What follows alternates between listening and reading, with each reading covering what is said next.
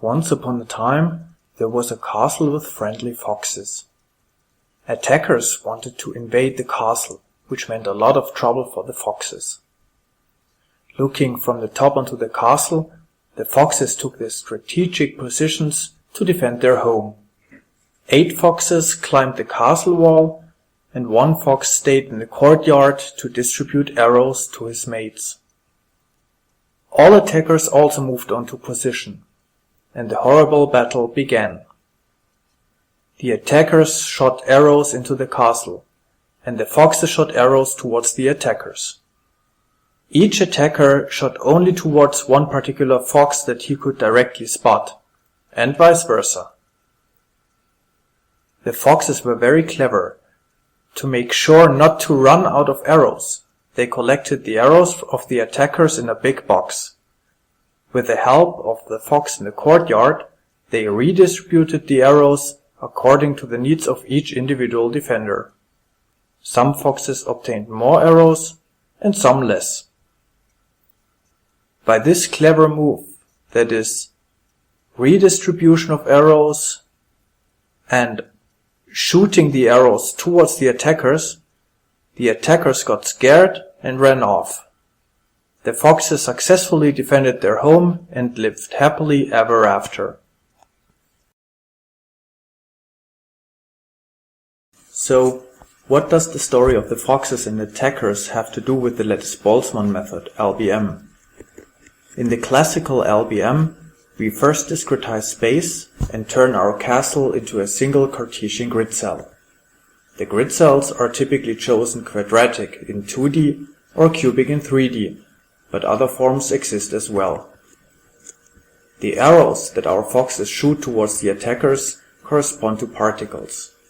In fact, each arrow corresponds to a whole set of particles, so-called particle populations or particle distribution functions.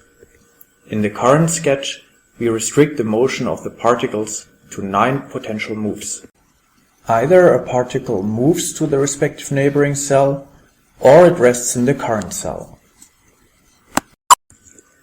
In the following, we denote these 9 directions that the particles can move into by C0, C1 and so forth. C0 to C8 are scaled such that for a given time interval delta t, our particles exactly move from one cell to a neighboring one. To keep things simple, we will assume that our mesh size delta x and our time interval delta t are equal to 1. The vectors C0 to C8 are called lattice velocities. This very specific case, that is, a 2-dimensional grid with 9 velocity directions, is called D2Q9 discretization. The transport of particle distributions to neighboring cells is called streaming step in LBM. It basically models the convective transport in the fluid flow. All distributions are copied to the neighboring cells. This also fills the current cell with a new set of distributions. Our foxes have also already shown us the diffusive transport. Locally inside their castle, they collected the arrows in a box and rapidly redistributed the arrows among each other. We basically do the same thing in LBM in the collide step.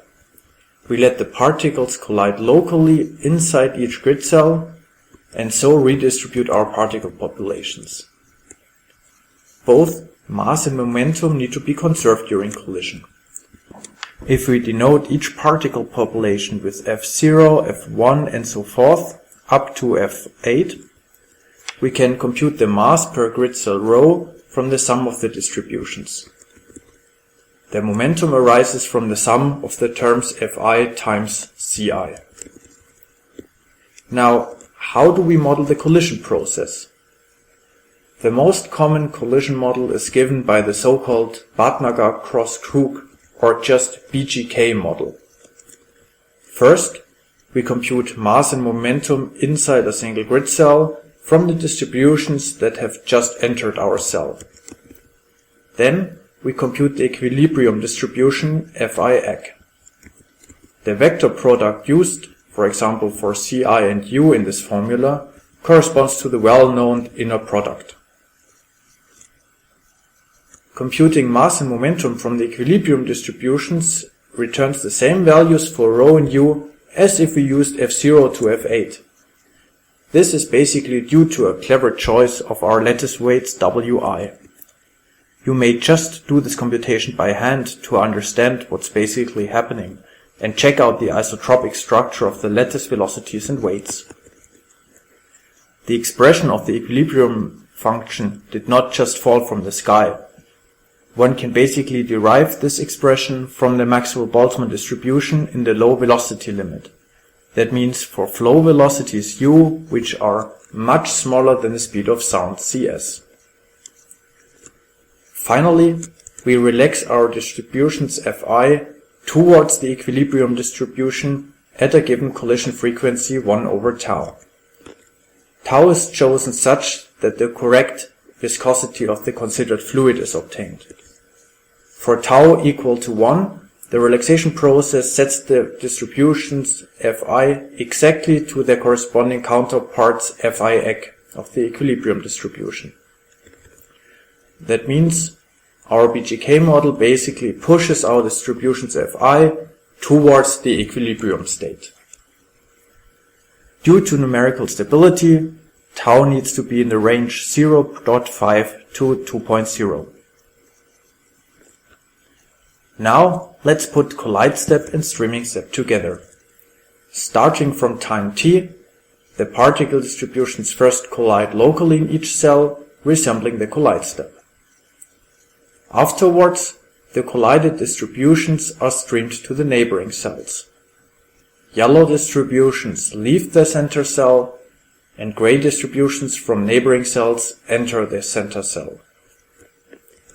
These gray-colored distributions and the yellow distribution for the rest population now correspond to the particle distributions at time t plus delta t. We can finally sketch the Lattice-Boltzmann algorithm. For a given number of time steps, we loop through all grid cells and execute the collide step in each cell. Afterwards, we carry out the streaming step to obtain the new distribution values at the next time step. The highlighted update rule for the distributions fi is known as the Lattice-Boltzmann equation in BGK form. That's the Lattice-Boltzmann method in a nutshell. I hope you enjoyed the small journey from castles to distribution functions. Have a nice day and see you next time, your Super Epsi.